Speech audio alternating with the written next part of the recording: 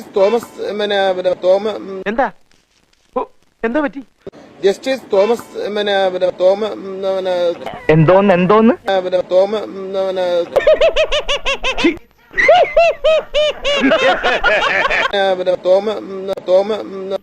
തോമ വേറെ ഉറപ്പിച്ചിട്ടുണ്ടെന്ന്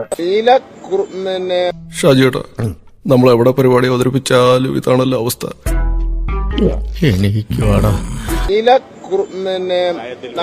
ലക്ഷണം കണ്ട വാക്ക് നീ കടിച്ചു തൂങ്ങാതെ. ചായ നിറച്ച പാത്രത്തിൽ വീണ കുറുക്കൻ ഇതുപോലെയാണ് എത്ര നേരം തത്തി കളിച്ചേ. മുഖ്യമന്ത്രി സോളിഡാർ ഒരാളോട് ഒരു സംഗതി പറയുമ്പോ അത് വിശദമായിട്ട് പറഞ്ഞു കൊടുക്കണം. സോളിഡാർ ചളമായെന്നാ തോന്നുന്നു. വീണ്ടും വാക്ക് എത്തിച്ച പിന്നെ കാര്യങ്ങൾ എങ്ങനെ നടക്കുക? മുട്ടിച്ചേ അടികൊള്ളും. നേരെ പറയും. നീ ഒന്നും പണയണ്ട. എന്തോന്ന്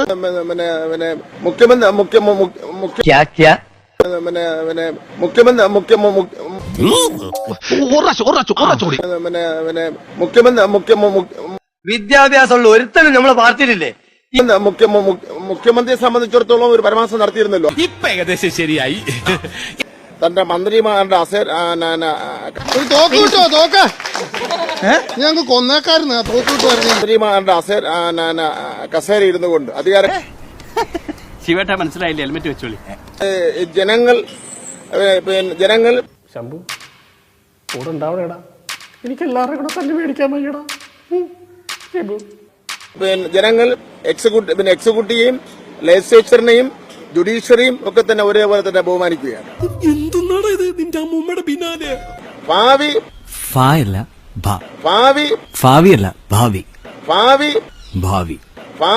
ഇത്രയും വലിയ ഗതികെട്ടവൻ ഈ ലോകത്ത് വേറെ ആരെങ്കിലും ഉണ്ടാവും എന്റെ കർത്താവ്. 3 ആഴ്ചത്തേക്ക് ഒരബദ്ധം ആർക്കും പറ്റും. ഒന്നൊന്നുമല്ല, അബദ്ധേ പറ്റൂ. 3 ആഴ്ചത്തേക്ക് കുറച്ചു കൊണ്ടുവന്നു. എന്താ ഭാഷാശുദ്ധി കേട്ടിട്ട് കൊതിയാവും. ഏത് ബ്രാൻഡാണാവോ അടിച്ചത്?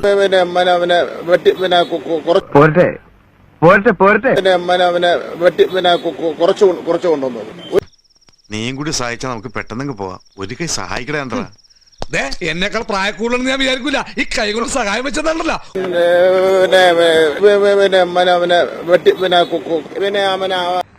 അതൊന്നുമല്ല ഞാൻ പറയാൻ വന്നത്. നീ കോമഡി എഴുതണം, മറ്റൊന്നും വേണ്ട. നിനക്ക് പറ്റിയ അബദ്ധങ്ങൾ മാത്രം കുറിച്ചിട്ടാ മതി. അത് തന്നെ ധാരാളം ഉണ്ടല്ലോ. അതെങ്ങനെ ഒരു കഥയാകും? ഹാസ്യത്തിന് കഥ വേണ്ട, സിറ്റുവേഷൻ മാത്രം. വ്യക്തികള് ബാക്ക് ബെഞ്ചിൽ ഇരുന്ന് പഠിച്ചിട്ട് പിന്നെയും സക്സസ് ആയി വന്നതായിട്ട് അറിഞ്ഞിട്ടുണ്ട്. അപ്പോ സാർ ഏത് ബെഞ്ചിലിരുന്നാണ് പഠിച്ചെന്ന് അറിയാൻ ഒരു കൗതുകത്തോടെ ചോദിക്കുക. അത്രയും വേണോ? വേണം, കുറച്ച് കടുപ്പത്തിരിക്കട്ടെ. ഞാനും ബാക്ക് ബെഞ്ചിലും ഫ്രണ്ട് ബെഞ്ചിലും എല്ലാ ബെഞ്ചിലും ഇരുന്നിട്ടുണ്ട്. ഭയങ്കരം തന്നല്ലേ മാവാ? ഓ, എന്തൊരു ജ്ഞാനം! സാർ എന്തുകൊണ്ടാണ് വിദ്യാഭ്യാസ മന്ത്രിയാവാൻ താല്പര്യപ്പെട്ടത്? ആക്കല്ലേ, തൊഴിൽ രഹിതരെ ആക്കല്ലേ, ഇത് മനഃപൂർവ്വമാണ്. സാർ എന്തുകൊണ്ടാണ് വിദ്യാഭ്യാസ മന്ത്രിയാവാൻ താല്പര്യപ്പെട്ടത്?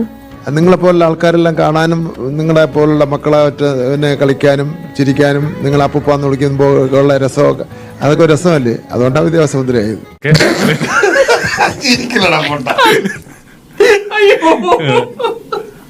മഴക്കാലത്ത് കുട്ടികൾക്കെല്ലാം മഴ നനഞ്ഞ് അസുഖം വരുന്നുണ്ട്. നിങ്ങളുടെ അഭിപ്രായം എന്താ? മഴക്കാലത്ത് വേണോ വേനൽക്കാലത്ത് വേണോ? വേനൽക്കാലത്ത് എന്നാണ് ഞങ്ങളുടെ എല്ലാ അഭിപ്രായം. ജീവിതത്തിൽ ഞാൻ ഇങ്ങനെ ചമ്മിട്ടില്ല. എന്തോ അല്ല, എന്റെ അമ്മായി നമ്മുടെ മുമ്പിൽ ഒഴിച്ചു. പോയില്ലേ സാറ് പഠിക്കുന്ന സമയത്ത് സാറിന് ഏറ്റവും പ്രിയപ്പെട്ട വിഷയം ഏതായിരുന്നു? എന്ത് പറ്റിയടാ? ചായ നെറുകന്തലേ കയറി ബ്ലോക്ക് ആയതാ. ഞാൻ ഹിന്ദി ആയിരുന്നു. രാമദാസ മോനെ, നീ പറയുന്നത് നീ എത്ര പുളു വേണമെങ്കിലും അടിച്ചോ, പക്ഷെ കേൾക്കുന്നവർ കൂടി ദഹിക്കണം. എനിക്ക് വായി തോന്നുന്ന ഞാൻ പറയും. ഇലകൾ കൊണ്ടുള്ള ചമ്മന്തി തോരനൊക്കെ ഇല്ലേ, അതെല്ലാം ഔഷധ ഇലകളാണ്. ആഴ്ചയിലേക്ക് കുട്ടികൾക്ക് ബിരിയാണി. ഇതൊക്കെ പറയുമ്പോഴും ചില അധ്യാപകര് മന്ത്രിയോട് ചോദിക്കാൻ പറഞ്ഞിട്ടുണ്ട്, ഈ ഇത് കൊടുക്കാനുള്ള ഒരു സാമ്പത്തിക ബുദ്ധിമുട്ട് ചില പലപ്പോഴും വേണ്ടാട്ടോ നീ ചായ അടിച്ചാ മതി നീ എന്നെ അടിക്കാൻ നിൽക്കണ്ട ഓക്കെ. സാർ കുഞ്ഞായിരുന്നപ്പോ സാറിന് എന്താവണോന്നായിരുന്നു അംബീഷൻ? ഇപ്പൊ മന്ത്രി ആവണോന്നായിരുന്നോ അതോ വേറെ പാഷനിലായിരുന്നോ സാറിന് താല്പര്യം? നിങ്ങൾ അങ്ങനെ ഒരു വർത്താനം അല്ലല്ല, നിങ്ങൾ എന്തോ മനസ്സിൽ വെച്ച് പറയാനുള്ളത്. സാർ കുഞ്ഞായിരുന്നപ്പോ സാറിന് എന്താവണോന്നായിരുന്നു അംബീഷൻ? ഇപ്പൊ മന്ത്രി ആവണോന്നായിരുന്നോ അതോ വേറെ പാഷനിലായിരുന്നോ സാറിന് താല്പര്യം? അങ്ങനെ പ്രത്യേകിച്ച് ഒരു താല്പര്യമില്ലായിരുന്നു. അതൊക്കെ നാട്ടുകാർക്ക് അറിയാവുന്ന കാര്യമല്ല അല്ലേ? ഇവിടെ ഇരിക്കുന്നതിൽ മന്ത്രിയാവണോ താല്പര്യമുള്ള എത്ര വരുന്നു കൈവക്കി? ആരുമില്ലേ? ആർക്കും മന്ത്രിയാവണ്ടേ? ഇത്രയും വലിയ ഗതികെട്ടവൻ ഈ ലോകത്ത് വേറെ ആരെങ്കിലും ഉണ്ടാവും എന്റെ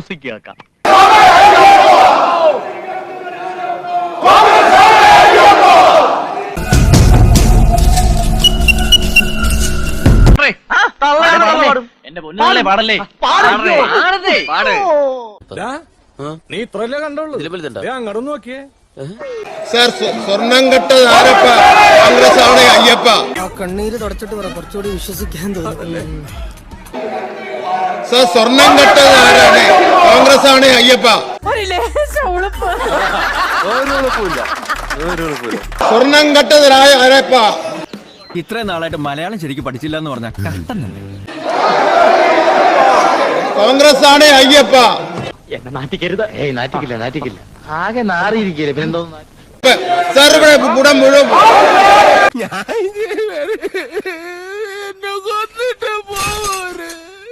സ്വർണം കെട്ടത് ആരാണെന്നല്ലോ സാർ. സാർ സോണിയാഗാന്ധിയെ സംബന്ധിച്ചിട്ടൊന്നും മിണ്ടുന്നില്ലല്ലോ അവര്. എന്തോന്നാടോ ഇത്? എവിടെ നിന്ന് കിട്ടിയോടോ ഈ ഉണ്ടാക്കണേ? സോണിയാഗാന്ധിയെ 2 പ്രാവശ്യം സ്വർണം കെട്ടവർ കാണാൻ പോയതിനെ പറ്റിയൊന്നും മിണ്ടുന്നില്ലല്ലോ. അങ്ങനെ പറഞ്ഞു കൊടുക്കണ രമണ.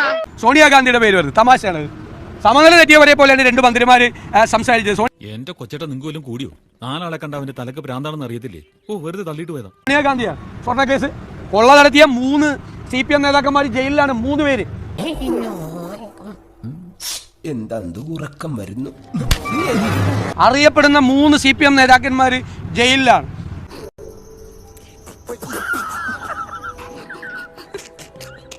അവർക്കെതിരായി ഒരു നടപടി എടുക്കാൻ പോലും ധൈര്യമില്ലാത്ത പാർട്ടിയാണ് CPM. ഞാൻ പുകഴ്ത്തി പറയാന്ന് തെറ്റിദ്ധരിക്കരുത്. ഇതുവരെയുള്ള അനുഭവം വെച്ചിട്ട് പറയാം. ഈ വക കൂതറ കളി കളിക്കാൻ നിനക്കല്ലാതെ മറ്റാർക്കും സാധിക്കും.